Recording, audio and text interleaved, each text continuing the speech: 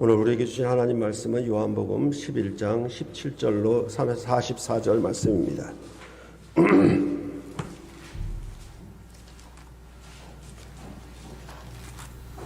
요한복음 11장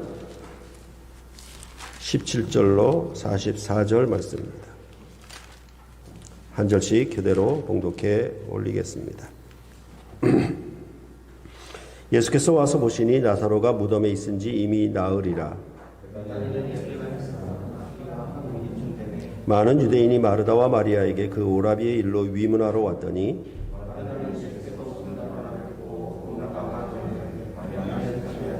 마르다가 예수께 여짜오되 주께서 여기 계셨더라면 내 오라버니가 죽지 아니하였겠나이다.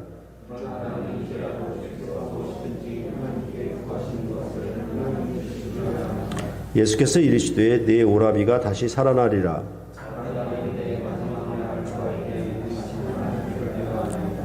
예수께서 이르시되 나는 부활이요 생명이니 나를 믿는 자는 죽어도 살겠고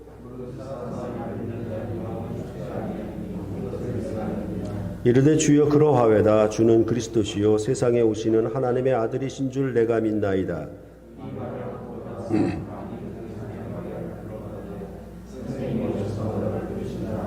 마리아가 이 말을 듣고 급히 일어나 예수께 나아가매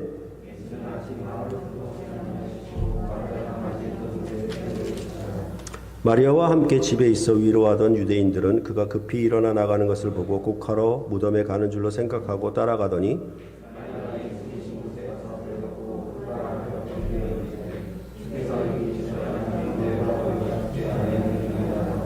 예수께서 그가 오는 것과 또 함께 온 유대인들이 우는 것을 보시고 심령에 비통히 여기시고 불쌍히 여기사 예수께서 눈물을 흘리시더라. 그중 어떤 이는 말하되 맹인의 눈을 뜨게 한 이 사람이 그 사람은 죽지 않게 할 수 없었더냐 하더라.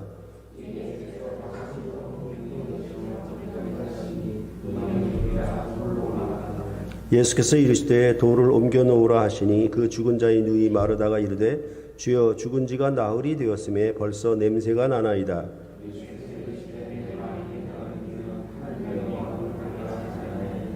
돌을 옮겨 놓으니 예수께서 눈을 들어 우러러 보시고 이르시되 아버지여 내 말을 들으신 것을 감사하나이다.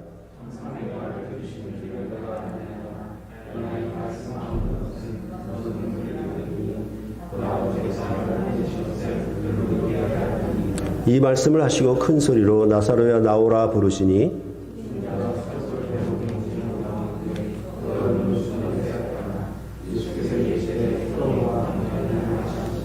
아멘.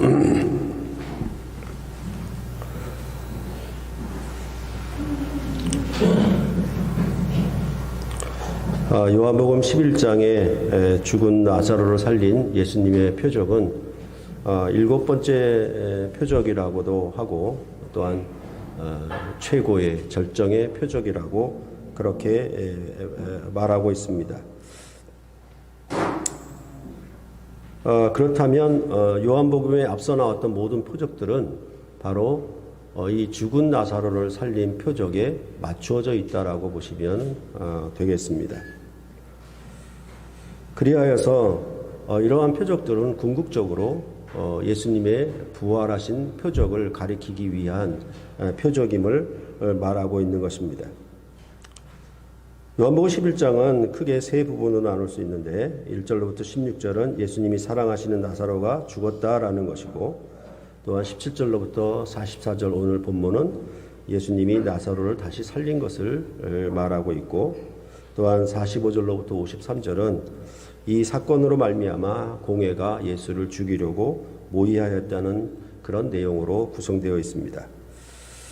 그런데 11장의 내용은 예수님이 죽은 나사로를 살린 놀라운 권세나 권능을 강조하지를 않습니다. 예를 들어서 마태복음 8장부터 9장은 예수님이 권능을 행하신 것이 집중적으로 나오는 그런 장들인데 그 권능에 대해서 결론적으로 말할 때 뭐라고 얘기하냐면 무리가 놀랍게 여겨 이스라엘 가운데서 이런 일을 본 적이 없다. 이렇게 그 권능을 매우 강조하는 그런 반응이 나오는 것을 볼 수가 있는데, 상대적으로 모든 표적들 가운데 절정의 최고의 표적을 나타내는데도 불구하고 요한복음은 마태복음처럼 그렇게 기록하지를 않았다라는 점을 우리가 좀 더 눈여겨보아야 할 것입니다. 그보다는 오늘 설교 제목처럼 하나님의 영광을 보리라 라고 하는 것에 더 강조점이 있습니다. 이는 11장 4절에 이 병은 죽을 병이 아니요 하나님의 영광을 위함이요 라고 11장 서두에서 말했고, 또한 11장 후반부 끝에서 보면은 내 말이 내가 믿으면 하나님의 영광을 보리라 하지 아니하였느냐라고 말하고 있는 것을 보면 그렇습니다. 즉 이 11장 사건 중에서 앞에도 뒤에도 하나님의 영광을 보리라, 이 내용이 죽은 나사로를 살린 표적을 앞뒤로 얘기하는 그런 중요한 핵심이라고 말할 수 있겠습니다. 그런데 1절로부터 16절에서는 이 병은 죽을 병이 아니요라고 했는데 사실은 죽을 병이었습니다. 그래서 나사로가 죽었다는 얘기가 16절까지 내용에서 그 끝이었습니다. 죽일 병이 아닌 것은 이제 오늘 본문에 나사로를 살린 일에서 나오게 되는 것입니다. 그럼 어떤 하나님의 영광인 것인가에 대하여 지난 시간에는 새 출애굽을 통한 새 창조의 영광이라고 말씀을 드렸고, 항상 하나님의 영광은 자신만의 영광을 과시하는 것으로 끝나지 않고 자기 백성으로 하여금 그 영광을 반영하고 또한 그 영광을 받도록 하기 위함이었다라고 말씀을 드렸습니다. 여기서 11장 4절과 11장 40절을 좀 비교해 보면 좋겠습니다. 그럴 때 하나님의 영광을 보리라 라고 두 구절이 말을 하고 있으면서도 11장 4절과 11장 40절이 약간 차이가 있습니다. 11장 40절에는 믿으면, 네가 믿으면 이 말이 추가가 되어 있습니다. 하나님의 영광을 보는 데 있어서 믿음이 어떤 역할을 하는지 오늘 본문에서 중심적으로 얘기하고 있다고 보시면 되겠습니다. 그러니까 하나님의 영광을 보리라라고 하는 것은 16절까지였었는데 그것은 단지 본다는 얘기였고, 이제 후반부에 오늘 본문에서는 영광을 보는데 어떻게 보게 되느냐, 믿으면 보리라, 이렇게 하는 말로 추가가 되어 있는 것이 차이점입니다. 그런 것들을 우리가 좀 주목을 했으면 좋겠습니다. 그런데 또 하나 우리가 좀 관심을 가져야 될 것은 뭐냐 하면, 믿음이라고 하는 것은 미래만을 위한 것이냐, 아니면 현재를 위한 것은 아니냐, 이런 점들을 생각해 보는 것이 오늘 본문에서 매우 유익한 그런 관심이라고 생각하고 있습니다. 우리는 거리를 지나다가 보면은 복음을 전하는 자들이 예수 천당, 불신 지옥, 이렇게 아주 간략한 말로 복음을 전하는 경우를 여러분은 본 적이 있었을 것입니다. 어떻게 보면 이 복음 전도의 내용이 성경의 핵심적인 내용을 아주 간략하게 잘 전달하고 있다라는 생각이 들기도 합니다. 그런데 이 내용을 가만히 살펴보면은 어떤 중간 과정이 없어요. 그러니까 믿으면 천당, 믿지 않으면 지옥, 이렇게 되어 있죠. 그러니까 어떤 중간 과정이 전혀 없이 믿음에 대한 결과, 믿음에 대한 미래, 믿으면 미래가 천당이고 믿지 않으면 미래가 지옥이고, 이렇게만 딱 되어 있는 것입니다. 그러니까 이런 것들은 아마도 오직 믿음, 이런 가르침이 가져온 폐단 중에 하나라고 저는 생각을 하고 있습니다. 그래서 복음이라고 하는 것은 장래를 보장받는, 미래를 보장받는 보험의 일종이 아닌가, 그런 생각까지 하게 만듭니다. 그렇게 볼 때에 믿으면 천당, 이렇게 얘기했을 때 믿음의 효과는 이 다음에 들어갈 미래의 천당에만 관계가 있는 것인가, 아니면 현재를 위한 것은 없는 것인가, 이런 점들을 생각해 보아야 하겠습니다. 이러한 경우는 예전에도 말씀드린 적이 있었지만은 우리가 예배 때마다 고백하고 있는 사도신경의 내용들 보면은 예수님이 동정녀 마리아에게 탄생했다. 그래 놓고는 그 다음에 어디로 달려가냐면 빌라도에게 고난을 받았다라는 것으로 달려갑니다. 그러니까 예수님의 탄생, 그 다음에 빌라도에게 고난받음, 그 다음에 죽고 부활하신 재림 이렇게 돼 있어요. 그러니까 그 중간 과정이 없어요. 그러니까 우리가 신조를 가지고 고백을 하는데 이게 믿는 도리라고 고백을 하는데 그 믿는 도리의 대표적인 사도신경이 어떤 내용으로 구성되어 있냐면 동정녀 마리아에게 탄생, 중간 과정 생략, 본디오 빌라도에게 고난받음 이렇게 되어 있어요. 그러니까 여러분들이 복음서를 읽어보면 사실은 그 중간이 굉장히 중요한 내용들인데 우리가 마가복음을 강론할 때에도 이 왕권이 나타나고 언약, 이 가르침이 있는 거, 예수님의 3번의 가르침 이것이 매우 중요한 것이다라고 늘 말씀드렸는데 그 내용은 없어요. 그래서 누구든지 나를 따라오려거든 이런 부분들이 나와야 되는데 그것이 없어요. 그러니까 사실은 어찌 보면은 믿는 도리를 대변하는 이 사도신경의 고백이 매우 부족하다, 좀 함량 미달이다 그런 생각을 여러분들은 하고 계셔야만 합니다. 또 하나 오래 그 신앙생활을 해오면서 또한 목사로 교회를 봉사해 오면서 그 드는 의문점이 제게는 있었는데 여러분들도 보셨을 거라고 생각하지만은 예전에 TV 프로그램 보면은 우리 아이가 달라졌어요라는 프로그램이 있어요. 그러면 거기에는 한결같이 그 문제아이가 등장을 합니다. 그리고 그 문제아이의 문제가 뭔지 찾아내고 그 문제점을 해결하는 선생님이 나와서 그 아이가 달라지는. 그러니까 이 선생이 있으면은 선생으로 말미암아 그 문제점이 해결되고 이를테면 치유가 되는 그런 것이 즉각 거의 즉시로 나타나잖아요. 뭐 약간의 기간은 필요하겠지만은 그 아이의 문제점을 해결하는 것이 즉시로 해결되는 것들을 그 매번 매주일 방영되는 프로그램마다 봐요. 요즘에는 그것이 이제 개는 훌륭하다, 개가 훌륭하다인지 뭔지 모르겠는데 하여튼 거기 보면은 거기도 똑같아요. 항상 문제 있는 개가 나오는 거예요. 그렇죠? 문제 있는 개가 나오면은 개 훈련사가 나와서 개의 문제점을 발견해서 개를 달라지게 하는.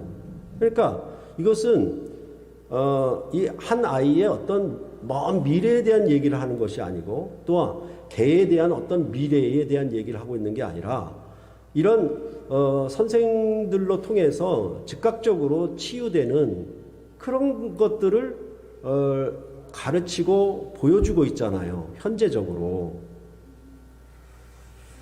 그런데 우리가 가지고 있는 그런 성경의 가르침이라고 하는 것, 성경의 어떻게 보면 선생님인데 이 성경의 가르침이 과연 우리를 이렇게 우리의 어떤 문제점들을 신자들의 문제점들을 즉각적으로 발견하고 그것을 해결하고 즉각적으로 치유하는 그런 일들이 일어나고 있는가라고 생각하면 저는 물음표를 던질 수밖에 없어요. 특히나 오래 신앙생활을 해오시던 분들에게서 이 믿는다라고 하는 것이 믿었다라고 하는 것이 아무런 효과가 없어요. 달라진 게 없어요. 쉽게 말하면 그것으로 계속되고 있는 걸 보면은 참 우리 믿음이 어떤 효과를 갖고 있는 건가 그런 의구심을 갖지 않을 수가 없습니다. 그렇게 볼 때 오래 신앙생활을 해오던 분들이 아무것도 심지어 우리 아이가 달라지고 우리 개가 달라지는데 성도들은 안 달라지는 이것이 그렇다면 예수 천당 불신 지옥 그러니까 믿으면 천당 믿지 않으면 지옥이라고 하는 이 먼 미래에 어떤 보장 보험만 들고 있는 것이지 믿음이라는 것이 현재적으로 나에게 효과적으로 작동을 해서 나를 어떻게 새롭게 바꾸는 역할을 전혀 하고 있지 못하지 않는가 그런 생각을 한 적이 있었습니다. 그렇게 봤을 때 믿음은 생명을 얻는다고 했고, 특히 요한복음은 믿어서 생명을 얻게 하려고 썼다라고 말을 하고 있는데, 그 생명은 과연 우리가 지금 살고 있는 현재와 관계가 없이 미래에만 주어지는 그런 역할을 하는 것인가에 대해서 여러분이 조금 더 생각을 해보기를 원하는 것입니다. 자, 이런 것들을 좀 생각을 해보고, 지난 시간에는 예수님이 나사로가 병들었다 하는 소식을 들으시고도 일부러 이틀을 더 지체하시고 마치 죽기를 기다리기라도 한 듯이 내가 거기 있지 아니한 것을 너희를 위하여 기뻐하노니, 이렇게 말씀을 하셨어요. 그러니까 위급한 상황에서, 죽을 병인 위급한 상황에서 급히 가고 비상 대응을 해야 되는데, 이 죽은 나사로를 살리신 이 내용을 얘기할 때 11장에서는 예수님이 이틀을 더 유하시고 내가 거기 있지 아니한 것을 기뻐했다, 이런 방식으로 얘기를 하고 있으니까 우리가 예측한 것과 아주 많이 빗나가고 있다는 것을 지난 시간에 말씀을 드렸습니다. 이제 오늘 본문에서는 예수님께서 나사로가 죽은 현장을 방문하신 모습과 마르다 마리아와의 대화, 그리고 죽은 나사로를 살리시는 그런 내용이 기록되어 있습니다. 그 내용 가운데 반복되는 표현들을 우선 보시는 것이 좋겠습니다. 17절에 보면은 예수께서 와서 보시니 나사로가 무덤에 있은지 이미 나으리라. 또한 39절에도 그 죽은 자의 누이 마르다가 이르되 주여 죽은 지가 나흘이 되었음에 벌써 냄새가 나나이다 라고 하고 있는 것이 반복되고 있습니다. 또한 21절을 보시면 마르다가 주께서 여기 계셨더라면 내 오라버니가 죽지 아니하였겠나이다 라는 말과, 또한 32절에 마리아가 주께서 여기 계셨더라면 내 오라버니가 죽지 아니하였겠나이다 라고 한 말이 반복되고 있습니다. 그러니까 1절로부터 16절에는 나사로가 죽기 전에 가야 하는데 지체하는 것에 대해서 말을 했고, 오늘 본문 17절로부터 44절에서는 죽은 지 나흘이나 되어 냄새가 나니 이제 예수님이 오셔도 아무런 효과가 없다라는 점을 반복하면서 강조하고 있는 거예요. 예수님이 와봐도 소용이 없어요, 이런 얘기죠. 결국은 죽기 전에 오셨으면 뭔가 효과라도 볼 터인데 죽은 후에 왔고 벌써 나흘이나 돼서 냄새가 날 정도인데 무슨 효과를 볼 수 있겠습니까? 라는 내용이 오늘 본문에 반복되고 있다는 것입니다. 이런 것은 일반 세상 사람들도 똑같이 말하고 있을 것입니다. 숨이 끊어지기 전까지는 무슨 수단이나 방법이라도 강구하겠지만은 숨이 끊어지고 시체가 부패하여 냄새가 날 정도인데 무슨 수단이나 방법을 찾을 수가 있겠습니까? 아무리 병을 잘 고친다고 소문이 난 명이라 한들 이미 죽고 난 뒤에, 이미 숨이 끊어지고 난 다음에 명의가 있어서 무슨 소용이고 명약이 있어서 무슨 소용이겠습니까? 이것은 일반 세상 사람들도 이런 생각을 하게 되어 있고, 여기 마르다와 마리아가 갖는 생각도 여전히 같다라는 것을 우리가 먼저 생각해 보면 좋겠습니다. 그런데 그보다는 좀 믿음이 있다라고 하니까 마르다는 일반 세상 사람들과는 좀 다르겠지요. 오라버니가 이미 죽은 지 나흘이나 되었고 죽기 전에 예수님이 여기 계셨더라면 예수님이 오라버니를 낫게 하실 것이라는 믿음이 있었습니다. 거기에 대하여 22절에 말하는 바와 같이 그러나 나는 이제라도 주께서 무엇이든지 하나님께 구하시는 것을 하나님이 주실 줄 아나이다 라고 그렇게 믿음의 고백을 했습니다. 이러한 마르다의 믿음에 대하여 예수님은 23절에 내 오라비가 다시 살아내리라 라고 말씀을 하셨습니다. 이러한 말씀에 대해서 마르다가 보이는 말은 이런 내 오라비가 다시 살아나리라고 하는 말씀에 대해서 그 마르다가 어떻게 이해를 했는가에 대하여 24절에 이렇게 말합니다. 마지막 날 부활 때에는 다시 살아날 줄을 내가 아나이다.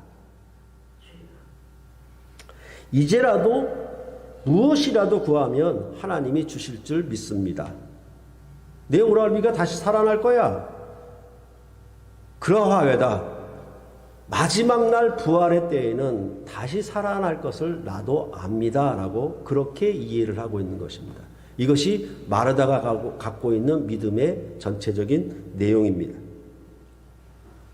이에 대해 예수님은 25, 26절에 나는 부활이요 생명이니 나를 믿는 자는 죽어도 살겠고 무릇 살아서 나를 믿는 자는 영원히 죽지 아니하니니 이것을 내가 믿느냐라고 말씀하셨어요. 그러니까 지금 분명히 마르다는 믿는 고백을 했는데 믿는 고백을 했고 심지어 예수님이 죽기 전에 오셨다라면 오라버니가 나올 수도 있겠고 이제라도 무엇인가 구하면 주실 줄 믿겠고 또한 마지막 날 부활 때에는 내 오라버니가 다시 살 거를 믿고 있어요. 근데 그런 마르다에게 예수님은 뭐라고 얘기하냐면 나는 부활이요 생명이니 그렇게 얘기하시고 이것을 내가 믿느냐라고 재차 믿음을 요구한 방식이에요. 예전에는 이 25, 26절을 이렇게 좀 해부해서 낱낱이 뜯어보지를 못하고 그냥 부활이나 생명이나 같은 말의 반복이다 이렇게 풀었는데 이번에 보니까 조금 더 다르게 보아야 되겠다라는 생각이 있습니다. 뭐냐 하면 이 말씀은 이렇게 되어 있어요. 정확한 문장은 뭐냐면 나는 부활이다 그리고 나는 생명이다 이게 되어 있고 그거와 마찬가지로 또 어떻게 되어 있냐면 나를 믿는 자는 죽어도 살아날 것이다 라는 문장이 하나가 있고 그 다음에 또 이어서 그리고 모든 살아서 무릇 살아서 그랬는데 모든 살아서 믿는 자들은 영원히 죽지 아니한다 라는 말이 또 문장이 있습니다. 그러니까 나는 부활이다 나는 생명이다가 한 덩어리 그 다음에 여기 나를 믿는 자는 죽어도 살아날 것이다 라는 문장과 살아서 나를 믿는 자는 영원히 죽지 아니하는 문장이 이렇게 두 개씩이 서로 맞대응을 하고 있는 거예요.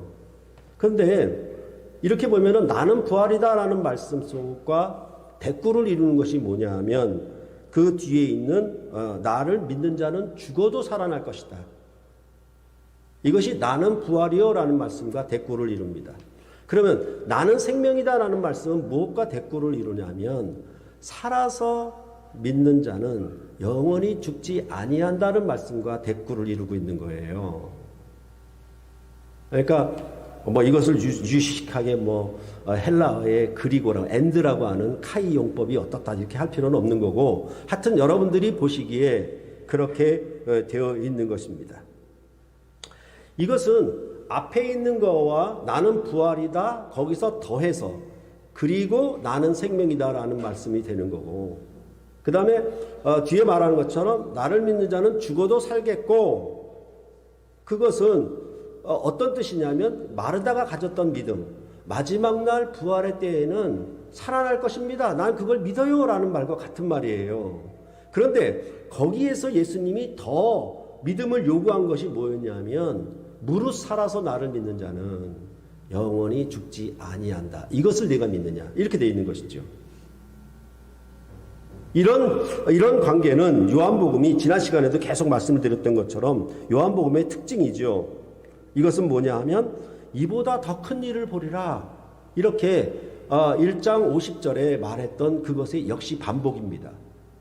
무슨 뜻인가 하면 나다나엘은 구약의 성취로 메시아가 오실 것이라고 하는 구약의 예언의 말씀의 성취로 예수님에 대하여 고백을 했죠. 당신은 하나님의 아들이시오. 당신은 이스라엘의 임금이로소이다 라고 믿음의 고백을 했죠.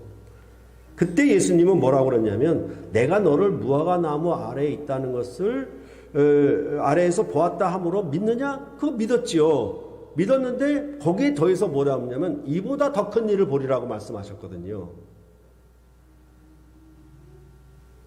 그러할 때 마르다가 고백했던 것 마지막 날 부활의 때에는 다시 살아날 것입니다 라고 하는 것은 이 나다나엘이 무화과 나무 아래서 보았다므로 내가 믿어서 당신은 하나님의 아들이시요 당신의 이스라엘의 임금이다라고 믿은 것과는 같습니다. 1차적으로. 그런데 거기다 더해서 예수님은 뭐냐면 이보다 더 큰 일을 보리라고 하셨고 거기다 더해서 뭐라고 했냐면 무릇 살아서 나를 믿는 자는 영원히 죽지 아니하리니 나는 생명이요 이렇게 말씀한 거. 이것이 바로 예수님이 어떤 의미로 말씀하냐면 이보다 더 큰 일을 보리라. 그거와 맥락이 같은 얘기라는 것입니다.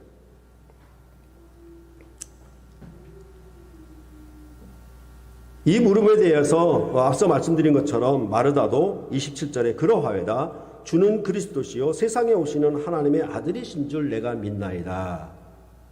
이거는 요한복음의 기록 목적과 완전히 일치하는 그런 믿음의 고백 아닙니까? 예수가 하나님의 아들 그리고 그리스도이심을 믿으면 그 이름을 힘입어 생명을 얻게 하려고 이 책을 기록했다. 이렇게 했던 그것과 완전히 일치하는 고백이에요. 그 믿음의 고백은 사실은 앞서 말씀드린 나다나엘의 고백과도 또 일치하는 겁니다. 당신은 하나님의 아들이시요 이스라엘의 임금이로소이다.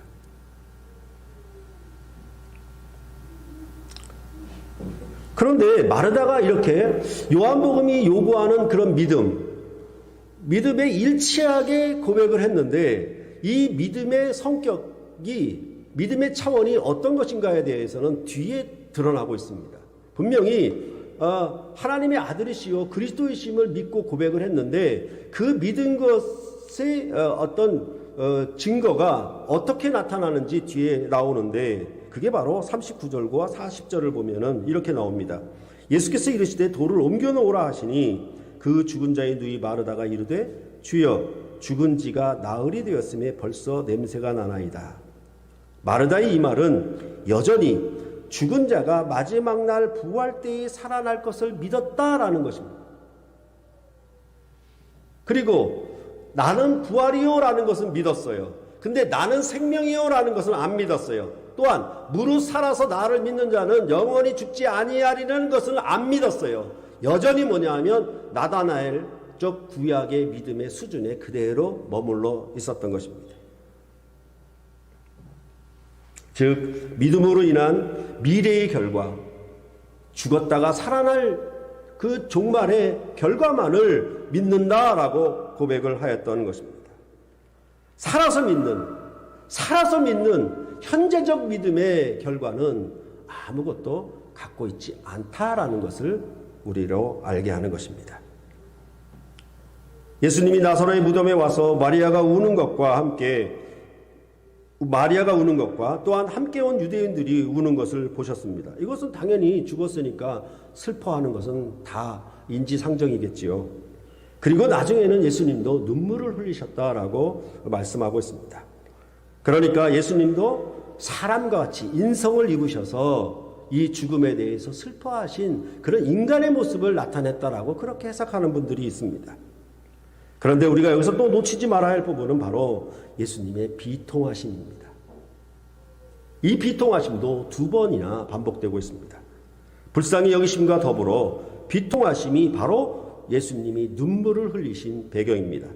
물론 예수님이 눈물을 흘리신 것을 가리켜 그가 나사로를 얼마나 사랑하셨는가라는 그런 배경으로 이해할 수도 있습니다. 그런데 우리가 놓치지 말아야 할 것은 뭐냐 하면 이 비통이라는 말이 꽤 큰 역할을 하고 있다는 것입니다. 이 비통이라는 말은 여러분도 그 단어의 뉘앙스에서 느껴지듯이 분노라는 것, 그것을 담고 있는 말입니다. 그러니까 죽어서 슬픈 감정만 가득해야 되는데 여기서 뭘 얘기하고 있냐면 비통하심을 얘기하고 있는 거예요. 분노를 얘기하고 있는 거예요. 이러한 분노에 대해서, 비통하심에 대해서 여러분에게 예를 들어드리면 잘 이해할 수 있을 것입니다. 출애굽기 2장 11절로부터 12절에 보면은 모세가 장성한 후에 한 번은 자기 형제들에게 나가서 그들이 고되게 노동하는 것을 보더니 어떤 애굽 사람이 한 히브리 사람 곧 자기 형제를 치는 것을 본지라 좌우를 살펴 사람이 없음을 보고 그 애굽 사람을 쳐 죽여 모래 속에 감추니라. 여기에 뭐가 있습니까? 모세의 분노가 있는 것이죠. 자기 형제를 사랑함과 고된 노동으로 애굽의 노예살이를 하고 있는 히브리 동포에 대한 그런 불쌍히 여김에 대해서 있고 그 애굽 사람을 쳐 죽였다라고 하는 것은 거기에 비통이 있는 것입니다. 분노가 있는 것이죠.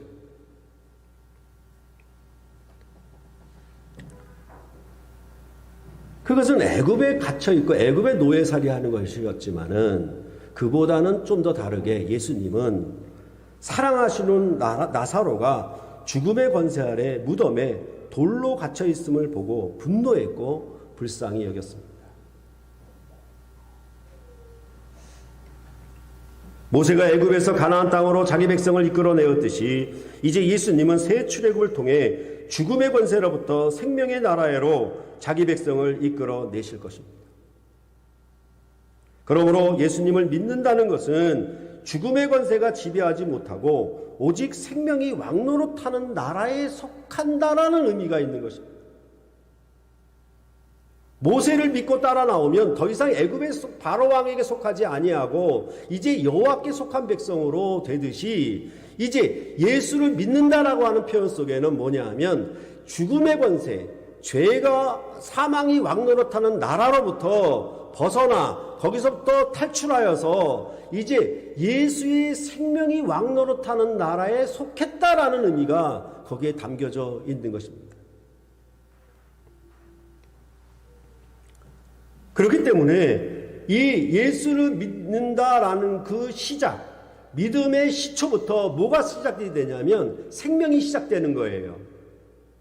여기는 온통 죽음의 나라인데, 온통 죽음이 지배하는 나라인데 여기는 생명이 왕노릇하는 것이 즉시로 시작하는 나라예요.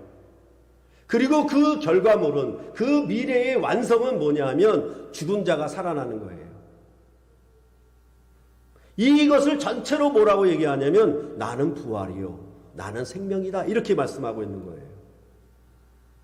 그러니까 죽어도 살겠고 라는 것고 마찬가지로 또 하나 더해서 무릇 살아서 나를 믿는 자는 영원히 죽지 아니하리니, 이 말은 영원히 생명이 왕노릇한다라는 의미가 되는 것이죠.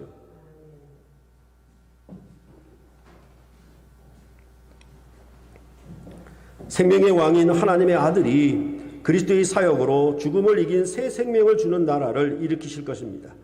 그러므로 현재이든 장래이든 그 왕 앞에 절대로 죽음이 있어서는, 죽음이 용납되어서는 안 되는 것입니다.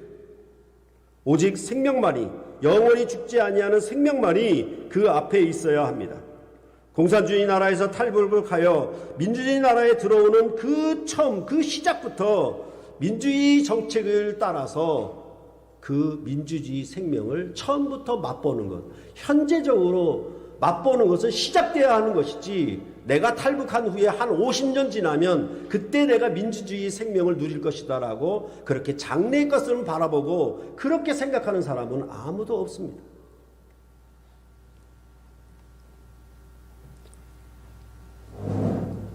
믿음은 누구와 연합하는 것이며 그에게 속하는 것입니다. 믿음으로 사랑을 맹세하고 결혼을 하였으면 결혼 후 즉시 결혼으로 인한 언약적 생명이 쌍방에게 주어지는 것이지, 마지막 날에나 저 환갑때에 가서나 그때나 우리가 결혼의 생명을 누릴 것이다 이렇게 바라보고 그 생명을 얘기하는 사람은 아무도 없습니다. 믿는 순간, 결혼을 하는 그 즉시 이 결혼의 효과는, 결혼의 생명은 즉각적으로 발동되는 것이지, 이 다음에 살아보고 한 50년 뒤에나 한 70년 뒤에나 이렇게 얘기하는 것은 없습니다.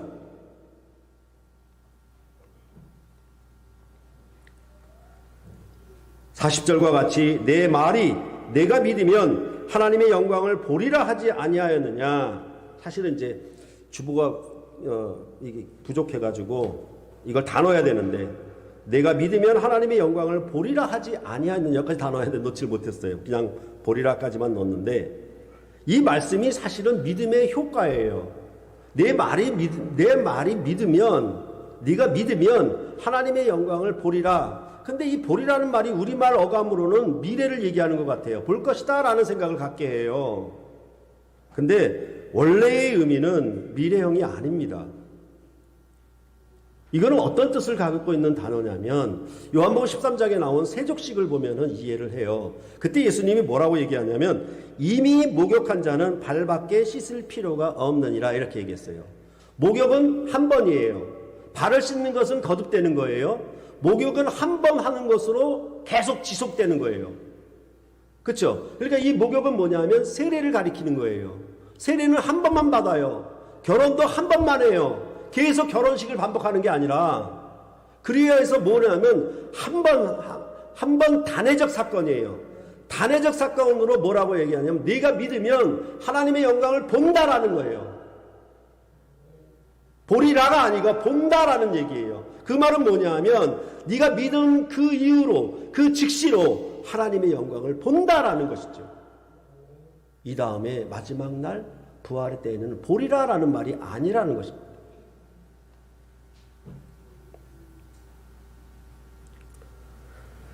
그 믿음을 통해 하나님의 영광을 보는 것은 오늘 본문에서 보면은 기도를 동반하고 있습니다. 믿음과 기도는 별개의 항목이 아니라 하나입니다. 41절과 42절을 보면은 돌을 옮겨 놓으니 예수께서 눈을 들어 우러러보시고 이르시되 아버지여 내 말을 들으신 것을 감사하나이다. 항상 내 말을 들으시는 줄을 내가 알았나이다. 그러나 이 말씀 하옵는 것은 둘러선 무리를 위함이니 곧 아버지께서 나를 보내신 것을 그들로 믿게 하려 함이니이다. 이렇게 말하고 있습니다. 하나님 아버지와 아들이 하나입니다. 그러한 연합은 비록 하늘에 계시고 예수님은 땅에 계신 이 분리를 가져왔어도 이 분리가 하나 되는 방식은 뭐냐 하면 믿음 안에서 기도를 통해서 하나를 나타내는 겁니다. 이러한 일은 변화산 사건을 보면은 잘 알 수가 있습니다. 예수님은 베드로와 야고보와 요한 3명의 제자만 데리고 높은 산에 올라가셨습니다. 나머지 제자들은 산 아래에 있었습니다. 즉 예수님과 나머지 제자들은 분리가 되고 있었지요. 산 아래에 있는 제자들에게 어떤 한 사람이 자기 아들을 데리고 왔는데 이 아들이 귀신이 들렸어요. 그 예수님이 내려와서 보니까 서기관들과 제자들이 변론하고 논쟁을 벌이고 있는 거예요. 그 논쟁이 어떤 논쟁이었냐면 왜 제자들이 능히 이 귀신을 쫓아내지 못했는가라는 거예요. 그때 예수님이 뭐라고 얘기하셨냐면 믿음이 없는 세대여 내가 너희랑 얼마나 함께 있으며 얼마나 오래 참으리요 이렇게 말씀하셨어요.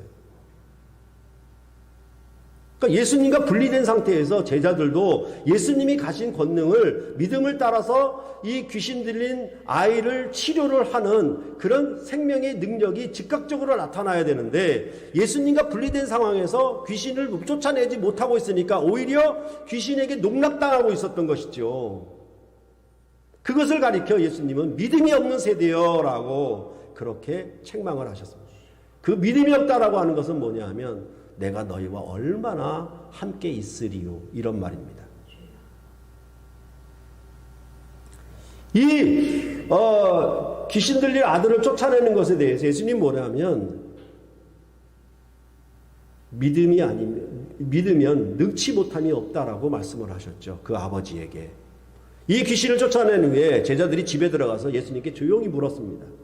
왜 우리는 능히 쫓아내지 못했습니까? 그때 예수님이 답변하셨습니다. 기도 외에는 다른 종류로는 이것을 쫓아낼 수 없다. 그러니까 믿음이 없는 세대 또 기도의 문제 이것을 통틀어서 다 얘기를 했는데 무슨 얘기를 했냐면 산 위와 산 아래라고 하는 분리의 배경에서 얘기를 하고 있는 거예요. 마치 아버지는 하늘에 계시고 예수님은 땅에 아들은 땅에 있는 이 관계에서 이 믿음의 관계가 어떻게 되냐면은 기도를 통해서 서로 연합을 이루고 있는 거예요. 그래서 뭐라고 얘기하냐면 항상 내 말을 들으신 것을 감사하나이다. 그 말은 뭐냐면 두 분 사이에 교제가 끊어지지 않고 있었다는 얘기죠.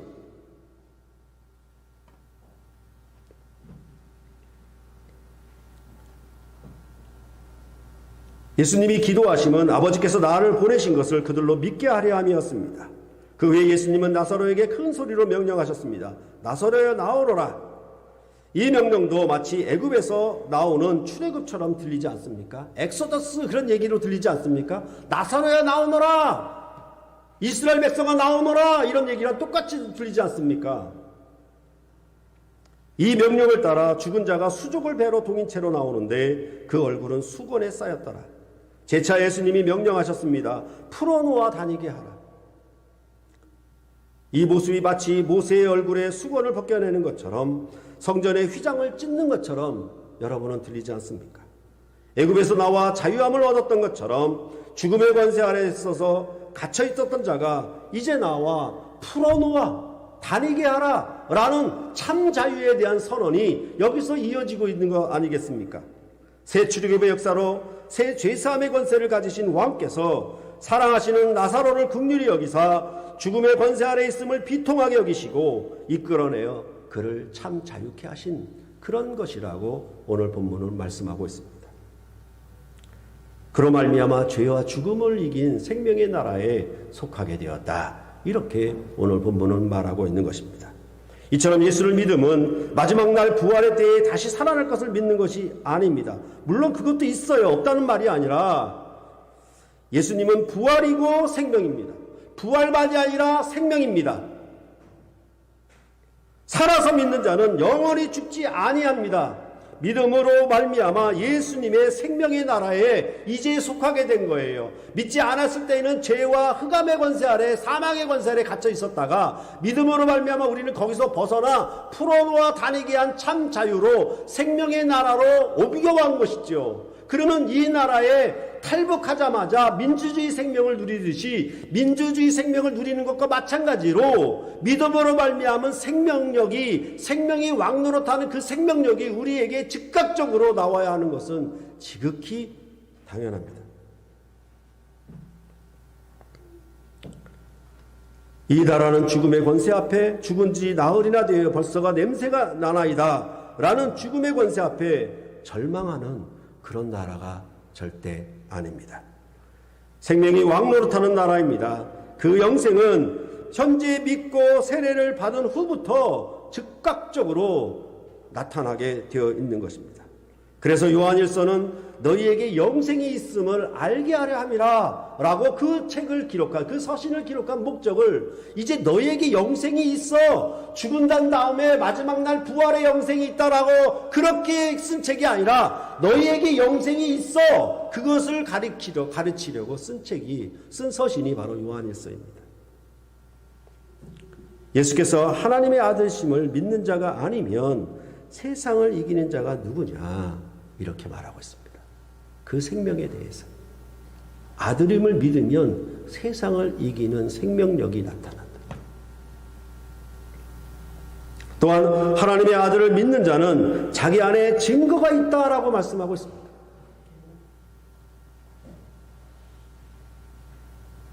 그 증거는 미래가 보장된 보험을 든 내가 보험 증서를 가지고 있다는 그런 증거가 아니고요. 여기서 말하는 증거는 뭐라고 얘기하냐면 그 증거는 이것이니 하나님이 우리에게 영생을 주신 것과 이 생명이 그 아들 안에 있는 것이니라.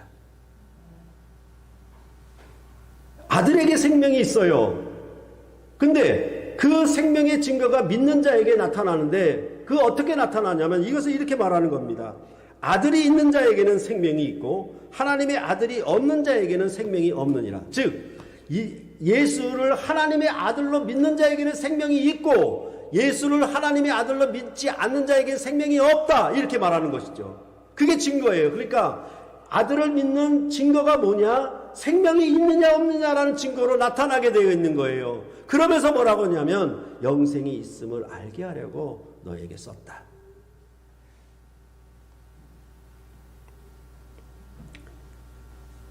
이렇게 성경이 말하는 생명은 우리 몸이 불사조가 되는 것을 가리키는 것은 아닙니다.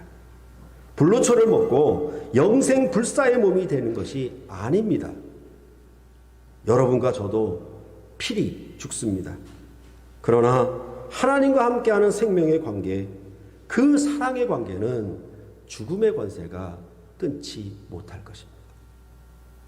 세상을 이김은 세상 위에 군림해서 지배하여 특권을 누린다는 개념이 아닙니다. 고난과 질병을 전혀 당하지 않는 건강함으로만 잘 산다는 그런 개념도 아닙니다. 만사가 형통해서 꽃길만을 걷는다는 그런 개념도 아닙니다. 죽을 것 같은 고난과 시련 가운데 있는데도 그 권세 앞에 굴복당하지 않고 능히 이긴다. 이것이 세상을 이긴다라고 하는 하나님의 아들을 믿는 자가 아니면 세상을 이기는 자가 누구뇨? 이렇게 말씀했던 이 요한일서의 내용이 그런 내용이라는 것입니다. 고린도후서 4장 11절에 보면은 우리 살아있는 자가 항상 예수를 위하여 죽음에 넘겨짐은 예수의 생명이 우리 죽을 육체에 나타내게 하려 함이라. 우리 안에 보배를 가졌어요. 이 질그릇 안에 보배가 있어요. 이 질그릇은 죽을 육체예요. 그런데 그 안에 보배가 있어요. 아들이 있는 것이죠. 아들의 생명이 있는 것이죠. 그래서 그것을 어떻게 얘기하냐면 사방으로 우겨쌈을 당하여도 쌓이지 아니하고 답답한 일을 당하여도 낙심하지 아니하며 박해를 받아도 버림받지 아니하며 거꾸로 뜨림을 당하여도 망하지 아니하는 생명. 보배.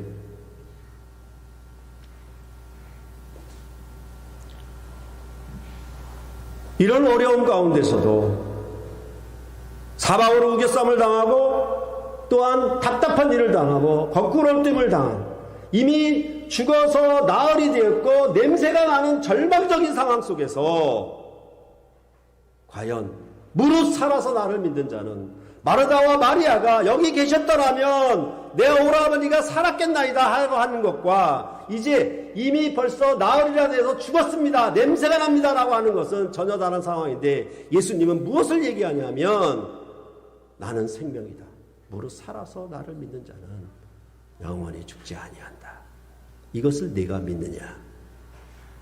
구약적인 믿음보다 더 큰 일, 구약적인 믿음보다 더 큰 믿음, 그것이 예수의 죽고 부활하심에서 나타났다. 그러면 그 이기는 것은 어떻게 이기는 것이냐?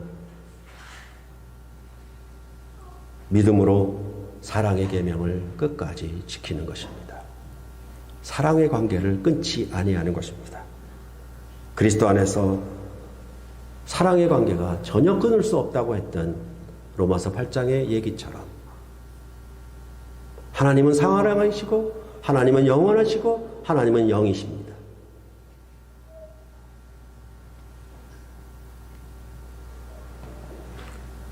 바로 예수님은 자기 사람들을 사랑하심으로 또한 아버지를 사랑하심으로 십자가의 고난을 이기신 왕이십니다. 세상을 이기신 왕이십니다. 그래서 그가 영광을 얻었습니다. 그 영광을 그를 믿는 자에게 선물하실 것입니다. 우리도 십자가와 같은 그런 고난을 당하고 어려움 속에 있을 때라도 답답한 일과 우겨싸움을 당하여도 박해를 받아도 우리를 거꾸로 뜨리지 아니하는 주님을 사랑하는 그 사랑을 누구도 막을 수가 없는 그런 영원한 생명이 우리 안에 와 있다라는 것입니다. 그래서 그가 인자로서 얻은 영광을 우리에게 주시고 그는 부활이며 생명입니다. 우리가 믿는 주님은 부활만이 아니라 생명이신 주님을 믿습니다. 무릇 살아서 나를 믿는 거예요. 지금 내가 믿는 것.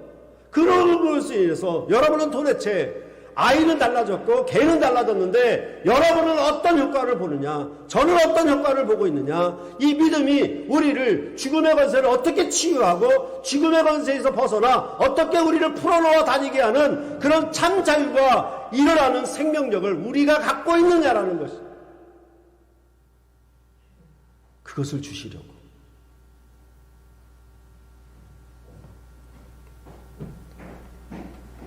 그것은 바로 오늘도 내일도 항상 내 말을 들으시는 아버지께 감사하듯이 우리 주님과 나와의 생명의 교제는 나의 기도를, 내 믿음의 기도를 한 번이라도 듣지 않으신 적이 없는, 그리하여 우리로 하여금 참 자유와 참 생명을 누리게 하시는 참으로 복된 생명력을 나타내게 하는 그런 놀라운 세상을 이기는 하나님의 아들을 믿는 자로 이 땅에 세우신 것입니다. 여러분과 저는 이런 길을 가는 것입니다. 죄와 사망의 권세를 치료하시고 죄와 사망의 권세에서 엑소더스 탈출하게 하셔서 이제 생명의 나라, 생명이 왕노릇하는 나라에 지금도 우리는 현재에도 지금 이 시점에도 믿음으로 말미암아 생명력을 나타내는, 비록 죽을 몸이지만, 비록 질그릇이지만, 비록 답답함이 있고 거꾸러뜨림이 있고 박해가 있고 우겨쌈이 있지만 그것 때문에 나는 죽지 않을 것입니다. 그것 때문에 나는 벌써 냄새가 나나이다, 나는 이렇게 절망감에 있지 않을 것입니다. 그것이 아니라 그것 속에서 나는 내 안에 있는 보배를 드러낼 것입니다. 이 죽을 몸에, 이 죽을 육체에 내 생명을 나타낼 것입니다. 그것이 바로 살아서 나를 믿는 자는 영원히 죽지 아니하리니, 이것을 믿는 우리의 믿음입니다. 우리 새물결교회가 이런 주님을 믿는 믿음으로 함께 서가길 간절히 바랍니다. 기도하시겠습니다.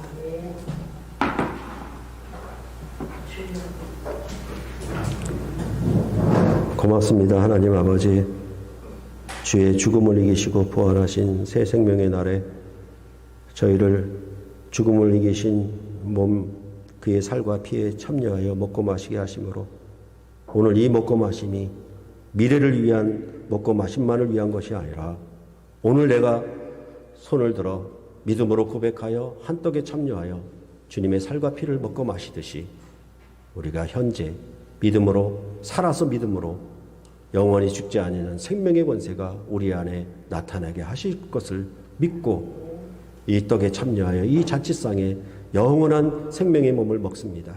아버지여, 원하옵건대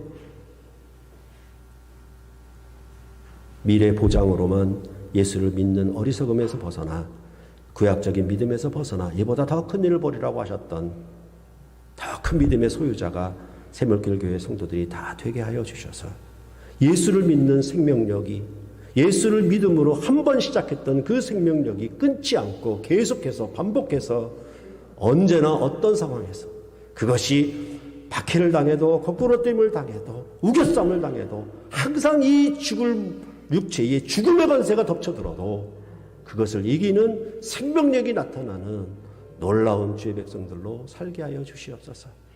그래서 우리 주님께서 얻으신 영광이 우리에게도 선물되어서 우리도 십자가와 같은 고난과 어려움 속에 거닐지만은 그것을 능히 해내신 우리 주님의 영광이 우리에게 선물되어서 우리도 하나님의 아들로, 하나님의 자녀된 권세로 살게 하여 주시옵소서. 예수님의 이름으로 기도했습니다. 아멘.